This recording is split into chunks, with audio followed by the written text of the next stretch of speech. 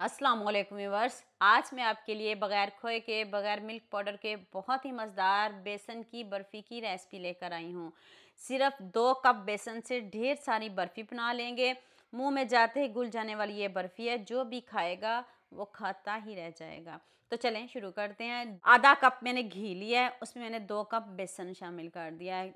आपको पता है जो मिठाई है ना वो घी में ही अच्छी बनती है। आपने भी घी लेना है, आधा कप घी काफ़ी है, ज़रूरत पड़ेगी तो फिर हम इसमें और घी शामिल कर लेंगे। अब इसको इतने अच्छे से पकाना है इसका कच्चापन भी दूर हो जाए और साथ में कलर भी चेंज हो जाए। अभी इसको टाइम लगेगा, आपने आँच को तेज़ बिल्कुल भी नहीं करना। जब घी सेपरेट हो जाए तो फिर हम इसमें थोड़ा सा दूध शामिल करेंगे, बहुत ज़्यादा नहीं, 2 से 3 चम्मच आपने इसमें दूध शामिल करना है। तो फिर दोबारा से इसको बहुत अच्छे से पकाएंगे और कौन सी ऐसी सीक्रेट चीज़ डालेंगे जिससे हमारी बर्फ़ी दानेदार बनेगी, ना आपको मेहनत करने की ज़रूरत पड़ेगी।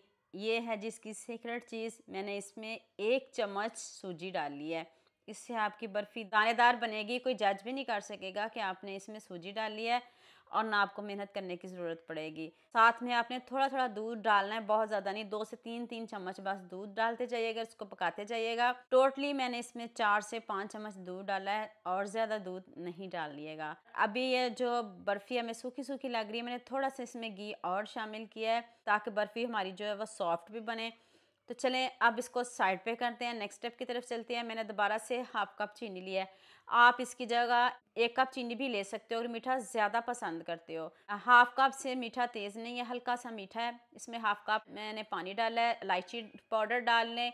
मैंने इसमें इलायची डाली है, साथ में थोड़ा सा फूड कलर ज़रूर डालिएगा ताकि बर्फ़ी का कलर बहुत अच्छा आए।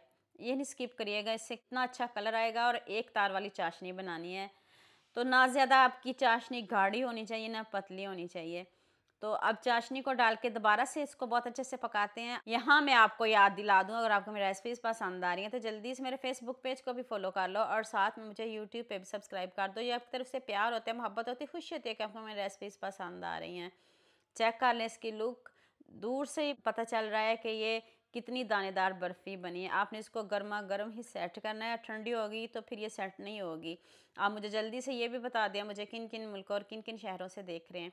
मुझे बहुत खुशी होती है जब आपके फेसबुक और यूट्यूब पर खूबसूरत से कमेंट पढ़ती हूँ। आप सबका खूबसूरत कमेंट करने का बहुत बहुत शुक्रिया। और आप सबके लिए भी दिल से दुआ है मेरी, आप हमेशा खुश रहें और हमेशा मेरे साथ ऐसे जुड़े रहें। मैंने इसको स्वीट कोकोनट से गार्निश किया है। आपके घर में जो ड्राई फ्रूट पड़े हों आप उससे भी इसको गार्निश कर सकते हो। और थोड़ी देर मैंने इसको पंखे के नीचे रखा है और मैंने इसकी बहुत जल्दी लुक कर दी। मैंने इसको बहुत ज़्यादा टाइम नहीं दिया। आप इसको जैसे मर्ज़ी रखें, जैसे मर्ज़ी खाएं, ये ख़राब बिल्कुल भी नहीं होगी।